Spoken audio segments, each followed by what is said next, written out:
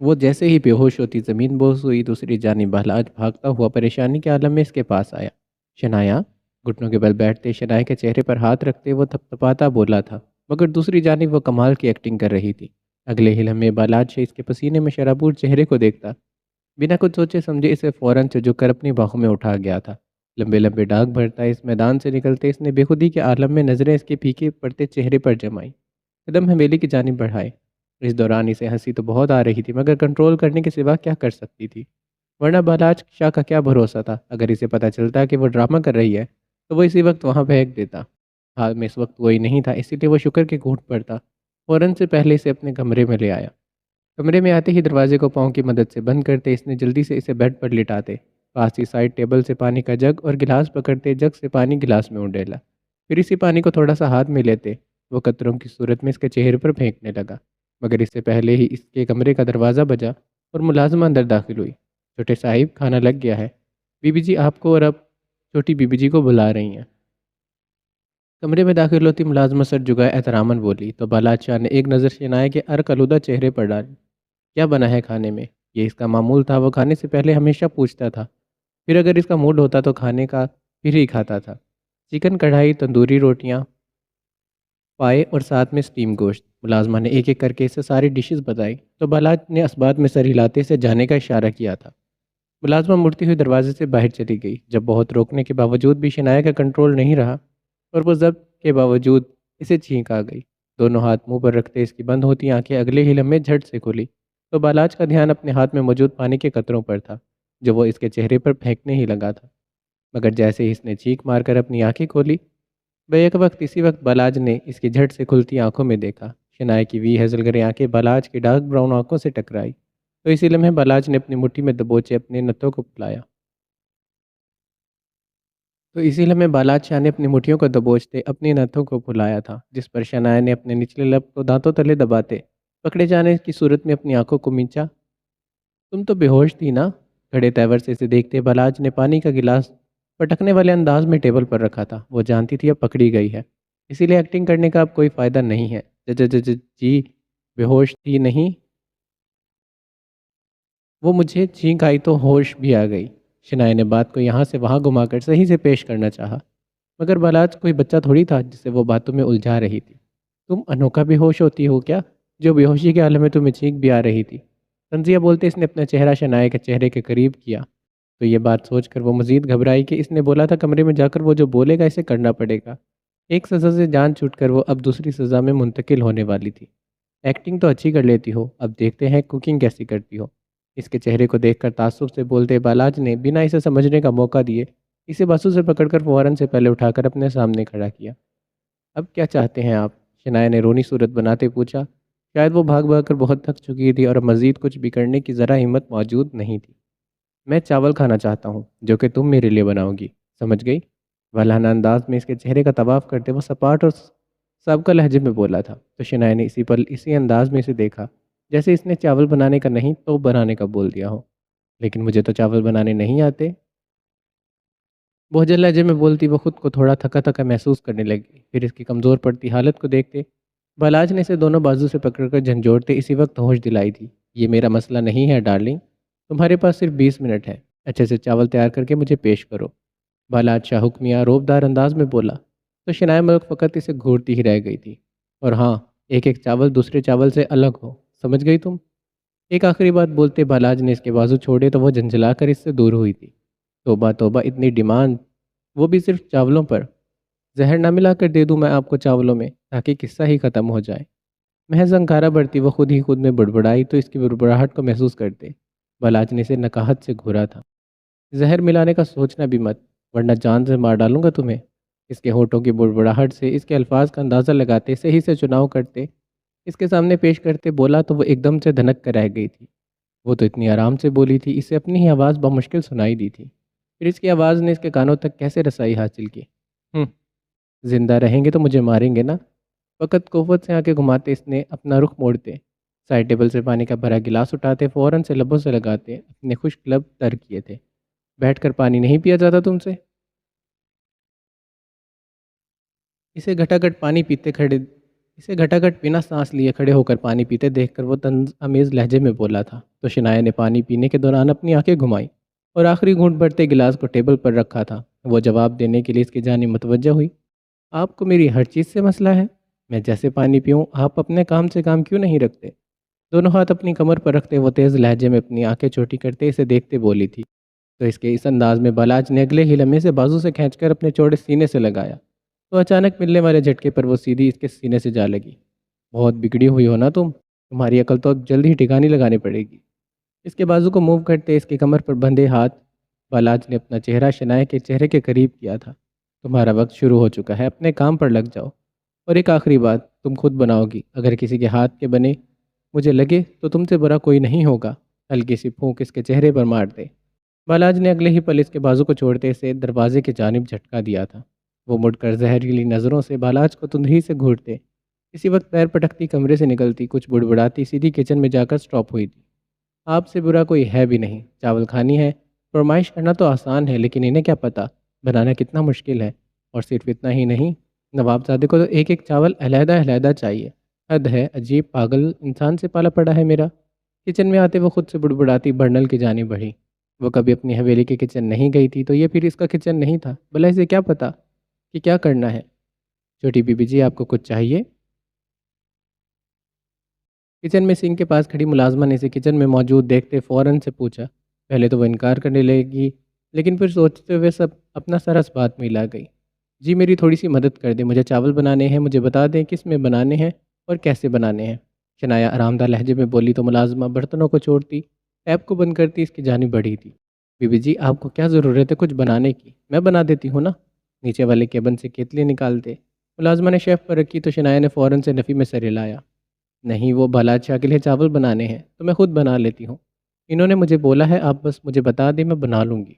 اتنا اچھا موقع وہ یہیں تھوڑی جانے دے سکتی تھی۔ اگر اسے چاول ہی کھانے تھے تو کیوں نہ شنایا پھر اچھے سے چاول کھلاتی۔ ملازمہ نے بتانا شروع کیا تو شنایا نے جلدی جلدی ہاتھ چلاتے چاولوں کو بھگو کر پانی کو ابالنے رکھا اور اب کچن کے شیف پر بیٹھی وہ براؤنی سے لطف اندوز ہوتی، ساتھ ساتھ خود کی پیٹ پوجا کرنے لگی۔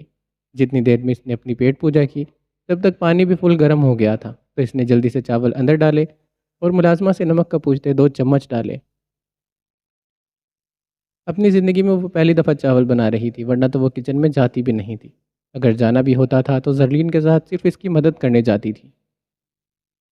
ملازمہ کچن سے چلی گئی جب وہ بار بار چاولوں میں چمچ گھماتی اس کا پانی خشک کرنے لگی، مگر اس دوران وہ یہ بھول گئی کہ اسے پچ بھی اتارنی ہے۔ جبکہ چولہے کو ہائی پر کرتے اس نے پانی کو خشک کرنا چاہا اور پھر وہ دم پر لگانے کا سوچنے لگی، لیکن اس سے پہلے ہی اسے چاولوں کو گتاوا ہی بن گیا۔ اس نے فوراً سے آنچ ہلکی کی اور چمچ کو پانی میں گھما کر چاولوں کو اوپر کرتے دیکھنے لگی۔ اس نے بولا تھا ہر چاول علیحدہ ہو، مگر یہاں تو اس نے چاول ہی جوڑ دیے تھے۔ چاول انتہا کے نرم ہوتے ایک ساتھ جڑ گئے تھے۔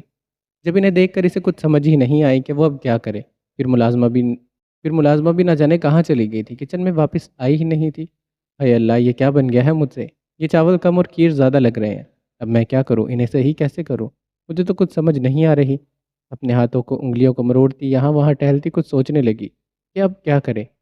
اتنی ہی دیر میں اس کا خرافاتی دماغ کچھ زیادہ ہی چل گیا۔ وہ چلتی چلتی رکی، فریج کی جانب بڑھی، اندر سے ٹھنڈے پانی کی بوتل نکالی۔ پھر اگلے ہی لمحے ایک بڑا سا برتن لیتے اس نے برتن میں ٹھنڈا پانی ڈالا اور دیکھتے ہی دیکھتے دیگچی میں گھلے ہوئے چاولوں کو وہ عجلت میں اس ٹھنڈے پانی میں ڈال گئی تاکہ چاول الگ الگ ہو جائے اور وہ دوبارہ سے دیگچی میں ڈال کر دم لگوا لے۔ مگر میں نے کہا نا، اس دفعہ اس کا دماغ کچھ زیادہ ہی چل گیا ہے۔ اس دفعہ چچی جان کچن میں داخل ہوئے اور اس کے کارنامے پر وہ اسے دیکھتی ہی تھوڑا سا آگے کو ہوتی پانی میں تیرتے چاولوں کو دیکھتے چند ثانیے کے لیے دھک ہی رہ گئی تھی۔ ہائے پاگل لڑکی، یہ کیا کر دیا تمہیں؟ یہ کیا کر دیا تم نے؟ بالاج نے تمہیں چاول بنانے کو کہا تھا، فالودہ نہیں۔ وہ ڈائننگ ٹیبل پر چاولوں کا تمہارا انتظار کر رہا ہے اور تم یہاں کچن میں کون سا کارنامہ انجام دے رہی ہو؟ او بی بی، تجھے کچھ کرنا آتا بھی ہے کہ نہیں؟ سارے چاولوں کا ستیہ ناش کر دیا۔ یہ سکھایا ہے تیری ماں نے تجھے؟ چچی جان تو بولتی ہی چلی گئی جب ماں والی بات پر شنایا سے برداشت نہیں ہوا تھا۔ دیکھیے، میری ماں تک نہیں نہ جائیے، مجھے جو کچھ بولنا ہے بولے، مگر میں اپنے گھر والوں کے خلاف ایک لفظ نہیں سنوں گی۔ آنکھوں میں چنگاریاں لیے انگلی اٹھا کر انہیں وارن کرتی وہ ترخی سے بولی تھی تو اس یہ دہائی پر چچی جان اسے نگاہت سے گھورنے لگی۔ بہت زبان چلتی ہے نا تیری، ابھی سے زبان کے جوہر تو اپنے شوہر کے سامنے دکھانا، پھر وہ تجھے بتائے گا کہاں زبان چلانی ہے اور کہاں کاٹنی چاہیے۔ اس پانی سے بھرے باؤل کو پکڑتے وہ اسی وقت ایک ہی سانس میں بول کر اسے سناتی کچن سے باہر نکلتی۔ ڈائننگ کے جامنے ڈائننگ کے جامنی بڑی تو ان کے پیچھے پیچھے شنائے بھی باہر تشریف لے آئی تھی۔ یہ دیکھو بالاج اپنی بیوی کے کام۔ چچی جان نے آتے ہی وہ باؤل بالاج کے سامنے رکھا تو ڈائننگ پر بیٹھے تمام نفوس کی نظریں اسی باؤل سے ٹکرائی جس میں چاول پانی میں تیر رہے تھے۔ میں نے اسے بولا بیٹا ایسے نہیں چاول بناتے، تو تمہیں پتہ ہے اس نے مجھے کیا بولا؟ کہ میں زبان چلاتی ہوں۔ اب بتاؤ ذرا، تمہاری بیوی کتنی لمبی زبان ہے اور اتنی لحاظ ہے کہ بڑوں کی کوئی تمیز ہی نہیں ہے۔ بالاج چا کو غصہ دلانے کے لیے اپنے سے لگا کر بات کا پتنگڑ بناتی۔ وہ اپنے پیچھے کڑی شنائے ملک کے چہرے کی تو ہوائیاں ہی اڑ گئی تھی۔ نہیں میں نے ایسا کچھ نہیں بولا، آپ جھوٹ کیوں بول رہی ہیں؟ شنائے تو ایک پل کے لیے ہکا بکا ہوئی تھی، پھر اگلے ہی پل اپنی صفائی دینے لگی۔ اس بار بالاج نے ایک نظر باؤل پر ڈالتے دوسری قہر برساتی نگاہ شنایا پر ڈالی۔ بالاج اس نے بالکل ایسا ہی بولا تھا جیسے میں نے تمہیں بتایا ہے، جبکہ سبھی جانتے ہیں کہ میں جھوٹ نہیں بولتی۔ بالاج کا خود پر یقین قائم کرتی وہ شنایا کو جھوٹی ثابت کرنے لگی۔ بالاج بیٹا، اگر تمہیں چاول ہی کھانے تھے تو تم مجھے بول دیتے۔ آج کل کی بیویاں تو جان بوجھ کر ایسا کام کرتی ہیں تاکہ انہیں گھرداری نہ سنبھالنی پڑے۔ پھر تمہاری بیوی تو ویسے بھی نواب زادی ہے، اس سے بہتر تھا تم کسی ملازمہ کو ہی بول دیتے۔ چچی جان تو اپنا ترکہ اچھے سے لگا رہی تھی جب بالاج کھا جانے والی نظروں سے شنایا کو دیکھتا اپنی مخصوص نشست چھوڑ کر اٹھ کھڑا ہوا۔ چچی جان سے معافی مانگو۔ شنایا کے قریب پہنچتے اس نے کلائی کو اپنی سخت گرفت میں لیتے اس انداز میں جھنجھوڑا کہ اس کی آنکھوں میں فوراً سے ہلکا سا پانی آیا اور منہ سے سسکاری نکلی۔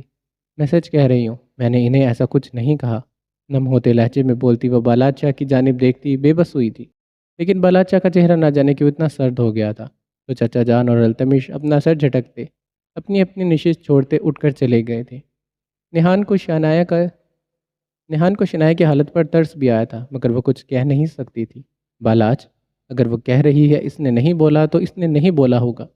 زارا بیگم شنایا کے ڈرے چہرے کو دیکھ کر بول پڑی تو بالاج نے ان کی بات کا اثر ہی نہیں لیا تھا۔ میں نے کہا نا، معافی مانگو چچی جان سے۔ اب کی بار وہ پھنکارتے بولا تو شنایا کے جسم میں اچانک سے کپ کپی ہوئی تھی۔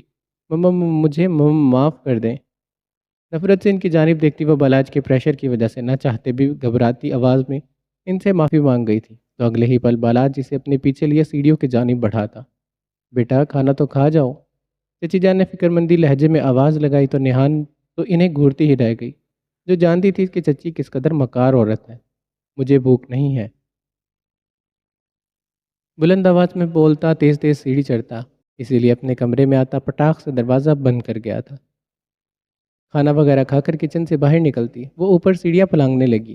جب اپنے ہی دھیان سے سیڑھیوں سے نیچے اترتا زاویان ملک جو کال پر کسی سے بات کر رہا تھا اس کے پاس سے گزرتا آگے کی جانب بڑھا تھا، مگر اس کے الفاظ مشائم کو وہی سیڑھی کے درمیان میں ہی روک گئے تھے۔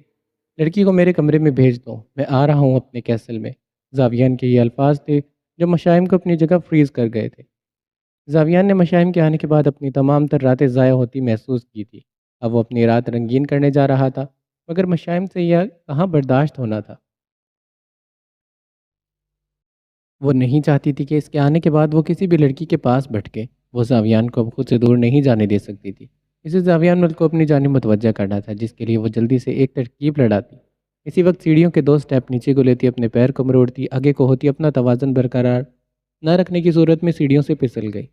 وہ جیسے ہی پھسلی ویسے ہی جان بوجھ کر اس کے منہ سے چیخ برآمد ہوئی، جسے سن کر زاویان ملک جو دروازے کے پار قدم رکھنے ہی والا تھا اسی وقت موبائل کو بند کرتا مڑتا ہوا سیڑھی پر نگاہیں دوڑا گیا تھا، جہاں مشائم رولڈ ہوتی سیڑھیوں کا راستہ طے کر رہی تھی۔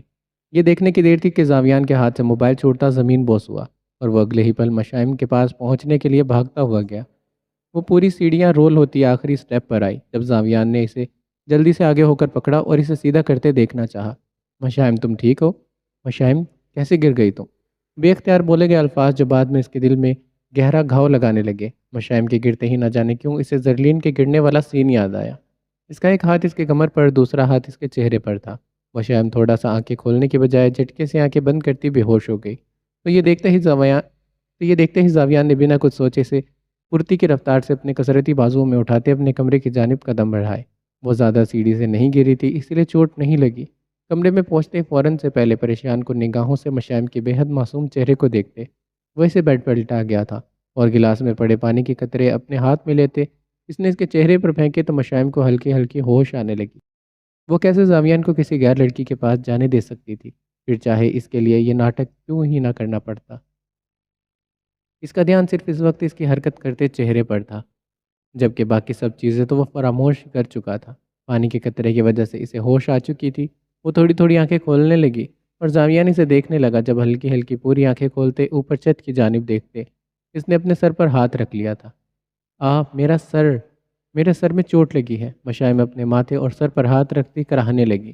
تو نہ چاہتے ہوئے بھی زاویان نے اس کے ہاتھ پر سوچ کے عین مطابق وہیں پر اپنا ہاتھ رکھتے نرم لہجے میں پوچھا تھا، کیا ہوا؟ کہاں لگی چوٹ؟ ایک پل کے لیے زاویان کو اس کی بھرپور فکر ہوئی تو مشائم نے اپنے سر پر ہاتھ رکھتے سے بتایا، لیکن وہ دیکھ نہیں سکا کیونکہ اس نے سر پر دوپٹہ اوڑھا ہوا تھا۔ دکھاؤ مجھے، زیادہ چوٹ تو نہیں لگی؟ زاویان نے فارمل لہجے میں بولتے اس کے قریب ہوتے اس کا دوپٹہ پیچھے کرنا چاہا، لیکن اس نے اپنے دوپٹے پر اپنی پکڑ مضبوط کر لی تھی۔ نہیں، میں آپ کو نہیں دکھاؤں گی۔ بیک وقت جواب آیا تھا، مشائم مجھے دکھاؤ، کہیں زیادہ چوٹ نہیں لگ گئی ہو۔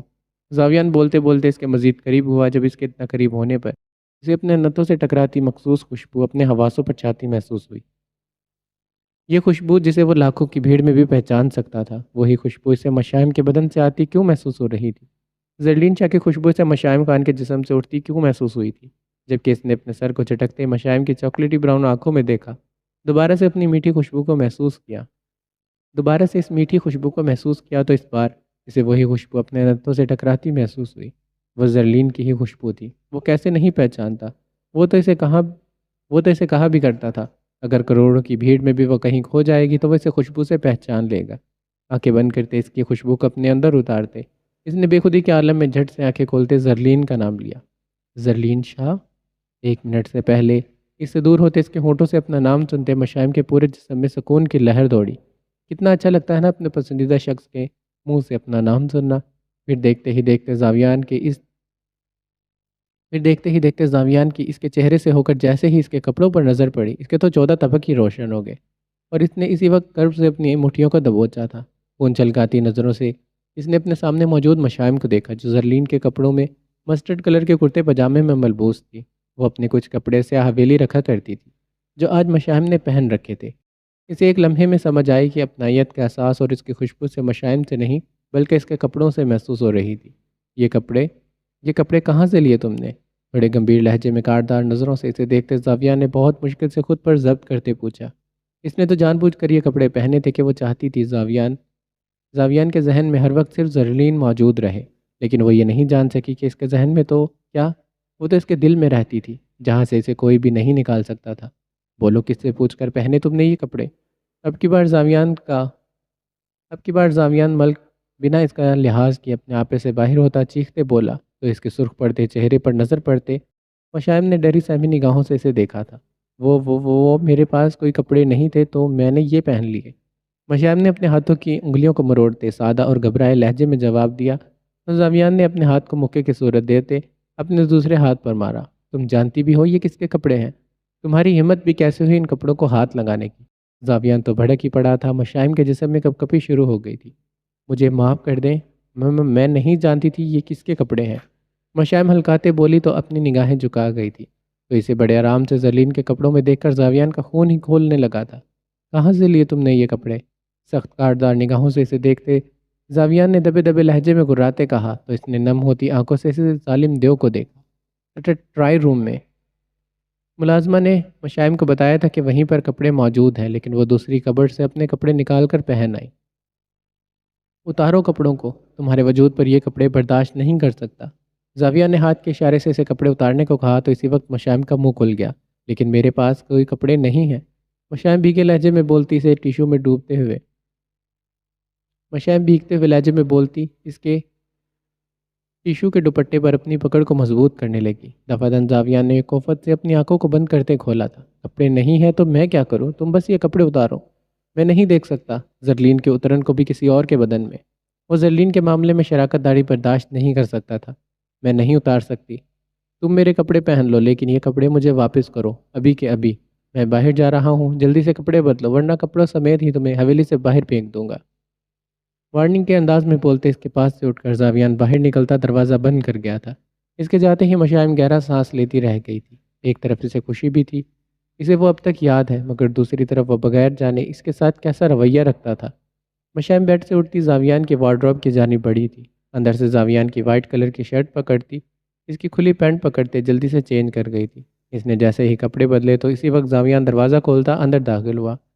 اس نے دیکھا وہ اس کی وائٹ شرٹ اور بلو لوز پینٹ میں ملبوس ہے، لیکن اپنے بال چھپانے کے لیے اس نے ابھی تک وہی دوپٹہ لے رکھا تھا۔ جب اسے دیکھتے ہی مدہوش ہوتے زاویان نے اس کی جانب قدم بڑھائے۔ پلیز مجھ سے دوپٹہ مت چھینیے گا، بس آج رات لینے دے، صبح ہوتے ہی میں آپ کو لوٹا دوں گی۔ ترسے ہوئے لہجے میں بولتی وہ پیچھے کی جانب ہوئی تو زاویان کا یکدم سکتا ٹوٹا اور اس نے خود کو برے کلمات سے نوازتے اس کے دل فریب سراپے سے نظریں بمشکل ہی ہٹائی تھی۔ اچھا ٹھیک ہے، سو جاؤ تم۔ زاویان نے اسے بیڈ پر سلانے کا اشارہ کیا زاویان نے اسے بیڈ پر سونے کا اشارہ کیا اور خود اپنے ذہن اور دل میں بڑھتی الجھنوں سے تنگ آ کر وہ بالکنی کی جانب بڑھتا سگریٹ کو سلگا کر اپنے لبوں میں دبا گیا تھا، مگر اس کی مسلسل نظریں کمرے میں موجود بیڈ پر لیٹی مشائم پر تھی۔ اس کے پاس آنے سے اپنائیت کا احساس کیوں ہوتا تھا؟ کیوں وہ ابھی تک اسے طلاق نہیں دے سکا؟ کیوں وہ اسے اپنے کمرے میں اپنے بیڈ پر سلا رہا ہے؟ کیوں وہ نہ چاہتے ہوئے بھی اس سے زیادہ دور نہیں رہ پا رہا؟ یہ اسے کیا ہو رہا تھا؟ وہ اپنی سوچوں میں الجھ گیا اور سگریٹ کے لمبے لمبے کش لینے لگا۔ صبح ہوتے ہی یاسمین بیگم نے پوری حویلی کو اپنے سر پر اٹھا لیا کہ ان کا آج کے شوٹ والا ڈریس کیسے پھٹ گیا۔ پوری حویلی کے ملازموں کو اپنے سامنے کھڑا کیے وہ ان کی اچھے سے واٹ لگا رہی تھی۔ میرا سوٹ کیسے پھٹ گیا؟ کیوں نہیں پتا تم لوگوں کو؟ زرینہ تمہیں دے کر گئی تھی نا؟ تو پھر میرا قیمتی شوٹ کا ڈریس کیسے پھٹ گیا؟ بجلی کی طرح ان پر برستی وہ دھاڑتے بولی تھی، جبکہ سبھی ملازم اور ملازمہ سر جھکائے خاموش کھڑے تھے۔ مما بس بھی کریں، ایک ڈریس ہی تو ہے نا، نیا آ جائے گا۔ اور جاؤ تم لوگ اپنے اپنے کام کرو جا کر۔ شہزل ان کے پاس آتا انہیں پیچھے سے ہگ کرتے بولا تو یاسمین بیگم نے اسی وقت مڑ کر اس لاپرواہ چہرے کو دیکھا۔ شہزل، میرا پہلے بھی شوٹ اسی ڈریس میں ہوا تھا اور اب بھی اسی ڈریس میں ہونا تھا، لیکن ان لوگوں نے میرا ڈریس کیسے پھاڑ دیا؟ یہ اتنے غیر ذمہ دار کیسے ہیں؟ میں انہیں پیسے کیوں دیتی ہوں؟ انہیں پیسوں کی چیز تو دیتی ہوں، انہیں سب چیزوں کے پیسے تو دیتی ہوں، مگر یہ لوگ کوئی کام ڈھنگ سے نہیں کرتے۔ یاسمین بیگم نے اپنی بھڑاس نکالی تھی، جبکہ کچن کے اس پار کھڑی مشائم کے چہرے پر مدم سے مسکراہٹ نمودار ہوئی تھی۔ اس نے کیسل سے اپنے کپڑے منگوا لیے تھے اور اب وہ انہیں کپڑوں میں ملبوس تھی۔ مما ریلیکس ہو جائیں، آپ ان سے رابطہ کریں، ان کے پاس ایک اور کاسٹیوم ہوگا۔ شہزل نے حل نکالتے کہا تو یاسمین بیگم کچھ پرسکون ہوئی تھی اور جلدی سے کال کرنے لگی۔ شہزل موبائل میں کچھ سکرول کرتا لاؤنج کی جانب آیا تھا جب اسے انٹرن سے ہی اس کا دوست حمائل آتا دکھائی دیا تھا۔ ارے حمائل، میرے جگر کے ٹوٹے، تیرا آنا کیسے ہوا؟ شہزل اسے دیکھ کر بے حد خوش ہوتا بھاگ کر جاتا اس کے گلے لگ گیا تھا۔ تجھے تو یاد آنی ہی تھی، میں نے سوچا تھا مل آؤں۔ تجھے تو یاد آنی نہیں تھی تو میں نے سوچا میں ہی ملاؤں۔ اس کی پشت پر ایک تھپڑ رسید کرتے حمائل نے مزاحیہ انداز میں کہا تو شہزل نے ایک کہکا لگاتے اسے حال میں صوفے پر تشریف رکھنے کو کہا۔ چل بتا کیا کھائے گا؟ نہیں یار، میں ناشتہ کر کے آیا ہوں، بس تجھ سے ملنے آیا تھا۔ صوفے پر بیٹھتے حمائل نے خوش حرام انداز میں کہا تھا، تجھے پتہ ہے یونیورسٹی سیل ہو گئی ہے کچھ دنوں کے لیے، اس لیے میں سوچ رہا ہوں کہ لاسٹ سیمسٹر ہے اور لاسٹ منتھ بھی، تو کیوں نہ گروپ اسٹڈی کر کے پاس ہویا جائے۔ حمائل نے اپنی رائے پیش کی تھی۔ کیا مطلب، ہم پورا مہینہ یونیورسٹی نہیں جائیں گے؟ شہزل کو ہول پڑنے لگی کہ وہ نہان شاہ کو اب روز روز نہیں دیکھ پائے گا۔ ہاں نا، کوئی فائدہ نہیں ہے، مل کر اسٹڈی کریں گے اور پاس ہو جائیں گے۔ حمائل نے ہاتھ کی چٹکی بجاتے کہا تو اسی وقت زاویان ملک اپنے کمرے سے نکلتا تیز تیز سیڑھی اترتا ہوا افراتفری کے عالم میں باہر کی جانب بڑھنے لگا، مگر اس سے پہلے ہی شہزل نے اسے آواز دے کر روکا تھا۔ بھائی اتنی جلدی میں کہاں جا رہے ہیں؟ سفید حویلی۔ شہزل کے پوچھنے پر وہ فوراً سے جواب دیتا مڑ کر حمائل خان سے ملنے لگا۔ کیوں بھائی، آپ وہاں کیوں جا رہے ہیں؟ شہزل کو سمجھ نہیں آئی تھی۔ بالاج نے ہمارے کھیت کے ایک مزدور کو جان بوجھ کر مار دیا، بس اسی کا حساب چکتا کرنے جا رہا ہوں۔ زاویہ نے سلگتے ہوئے بولتے اپنے قدم آگے کی جانب بڑھائے تھے جب پیچھے سے شہزل کی آواز آئی۔ بھائی میں بھی آپ کے ساتھ چلوں گا، رکے، مجھے شنایا سے ملنا ہے۔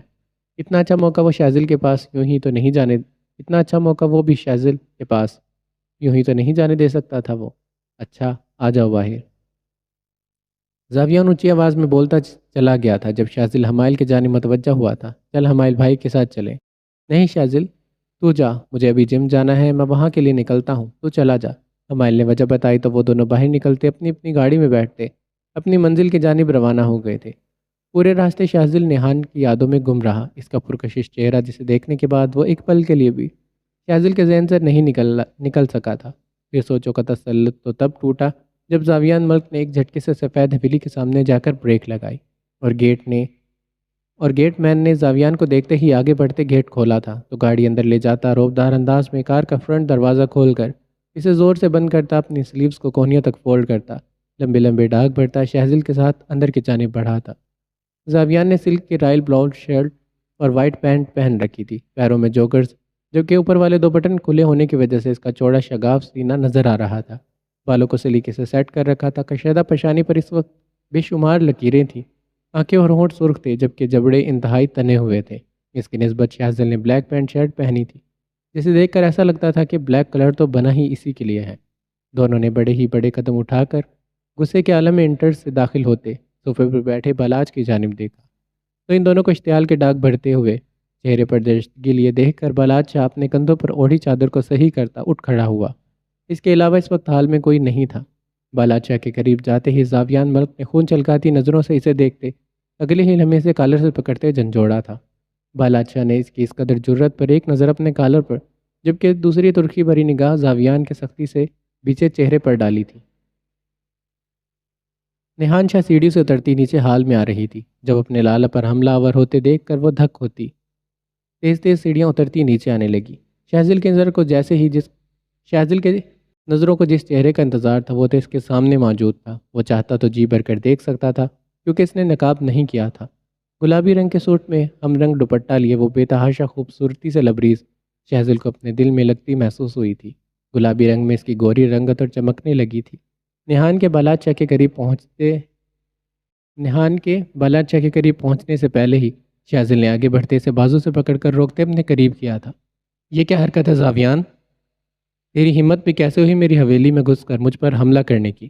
بالاج شاہ پل بھر میں اپنے تاثرات سخت کرتا دبے دبے لہجے میں گرا کر بولا تو زاویان نے اپنے دانتوں کو پیستے اپنی ناک کے نتوں کو پھلایا تھا۔ ابھی تو میں نے صرف حملہ کیا ہے، ورنہ جو تو نے کیا ہے میرا دل چاہ رہا ہے یہیں تجھے زمین میں گاڑ دوں۔ اپنے آپے سے باہر ہوتے وہ اس کے چہرے پر پھنکارتے بولا تو بالاج نے اس کی سخت گرفت نے اپنا کالر چھڑوانا چاہا، جس پر وہ اپنی پکڑ مزید تیز کرنے لگا۔ تو مجھے ہاتھ تو لگا کر دیکھ، میں تیرے ٹکڑے ٹکڑے نہ کر دوں تو میرا نام بھی بالاج شاہ نہیں ہے۔ بالاج پر بھی غصہ حاوی ہونے لگا۔ چھوڑو مجھے پاگل انسان، تمہارا دماغ تو ٹھیک ہے نا؟ شہزل نے مضبوطی سے اس کا بازو پکڑ رکھا تھا جب نہان میں چلتی خود کو چھڑوانے کی جدوجہد کرنے لگی۔ کیا کہا تم نے؟ پاگل کہا مجھے؟ پہلے تو نہیں تھا، لیکن ہاں اب ضرور ہو رہا ہوں جب سے تمہیں دیکھا ہے۔ ایک پل کے لیے بھی تمہارا چہرہ میرے ذہن سے نہیں گیا۔ شہزل نے اسے اپنے قریب کرتے دل کی بات بتائی تو نہان نے اپنی بلو گرنش نگاہوں سے ایسے گھورا جیسے اس کی دماغی حالت پر اسے شعبہ ہو، جبکہ شہزل نہان کو اپنے قریب ترین کر گیا تھا، جس کی وجہ سے وہ چڑھنے لگی۔ تمہارا بھائی لڑ رہا ہے اور تم یہاں میرا منہ دیکھ رہے ہو، روکو گے نہیں نے جا کر؟ بولتے بولتے نہان نے دیکھا زاویان نے غصے سے آگ بگولا ہوتے اپنے ہاتھ کو مکے کی صورت دیتے بالاج کے جبڑے پر رسید کیا تھا تو بالاج اس اچانک حملے پر پیچھے کی جانب ہوتا نیچے کو جھکا تو ٹھیک اسی وقت نہان شاہ کے منہ سے چیخ برآمد ہوئی، جسے سن کر زارا بیگم چچی جان کچن سے نکلتی حال کی جانب بڑھی تھی اور شنایا بھی حال سے آوازیں آنے کی وجہ سے اپنے کمرے سے نکلی تھی۔ بالاج شاہ نے اپنے پھٹے ہونٹوں پر اپنا ہاتھ رکھتے سرخ انگارہ ہوتے چہرہ اٹھا کر قہر برساتی نگاہوں سے زاویان کی جانب دیکھے بنا اسے سمجھنے کا موقع دیے بغیر اس کی جانب بڑھتے اسی وقت جواباً ایک شاندار مکہ اس کے چہرے پر مارا تھا۔ زارا بیگم اور چچی جان کے باہر آنے کی وجہ سے نہ چاہتے ہوئے بھی شاذل کو نہان کا بازو چھوڑنا پڑا تھا۔ اس نے جیسے ہی ایک غصہ اس کے منہ پر رسید کیا، اسی وقت زاویان ملک نے اپنا چہرہ اٹھاتے خون چھلکاتی نظروں سے اسے دیکھا تھا۔ پھر دونوں نے ایک ساتھ ایک دوسرے کو کالر سے پکڑا، جسے دیکھ کر ایک طرف سے نہان شاہ کی تو دوسری طرف شنائے ملک کی بھاگ کر آتی ہوئی انہیں خود سے دور کرنے لگی تھی۔ وہ کسی کو بھی پرواہ کیے بغیر ایک دوسرے کے سرخ آنکھوں میں ایسے دیکھ رہے تھے جیسے ہی آنکھوں میں سالم نگل جائیں گے، جبکہ اس افراتفری میں تو چچی جان اور زارا بیگم کو کچھ سمجھ نہیں آئی تھی کہ وہ کیا کریں۔ پھر حویلی کے مرد حضرات بھی گھر نہیں تھے۔ بھائی چھوڑے انہیں، کیا ہو گیا ہے آپ کو؟ شنایا زاویان کی جانب بڑھتی اس کے ہاتھ بالاج کے کالر سے دور کرنے لگی۔ لالا پلیز چھوڑ دے، مت کرے لڑائی۔ بالاج شاہ کی جانب بڑھتی نہان شاہ التجائی لہجے میں بولی تو بالاج نے ایک نظر نہان پر ڈالی۔ نہان میری گڑیا اس وقت پیچھے ہٹ جاؤ، میں نہیں چاہتا میری وجہ سے تمہیں کوئی نقصان پہنچے، بالاج شاہ سنجیدہ مگر نرم لہجے میں بولا، لیکن نہان نے اس کی بات کو کسی خاطر میں نہ لاتے اسے زاویان سے دور کرنے کی بھرپور جدوجہد کی تھی۔ تجھے تو آج میں چھوڑوں گا نہیں بالاج شاہ، میرے ہی کھیت کے کسان کو تم نے مار دیا اور اب مجھے تیور دکھا رہے ہو تم۔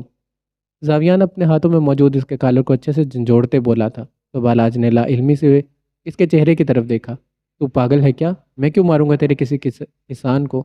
اس میں میرا کیا فائدہ؟ بالاچا نے اس کی عقل پر ماتم کرتے لاپرواہی سے شانے اچکائے تو اس کے انجان بننے پر زاویان کلس ہی گیا تھا۔ میں جانتا ہوں تو نے ہی مارا ہوگا، آخر تو اپنے بدلے اسی طرح تو مجھ سے لیتا ہے۔ تو چاہتا ہے کہ یہ سب کر کے تو اپنی دشمنی کو گہرا کرتا جائے، لیکن میری بھی تو ایک بات سن لے۔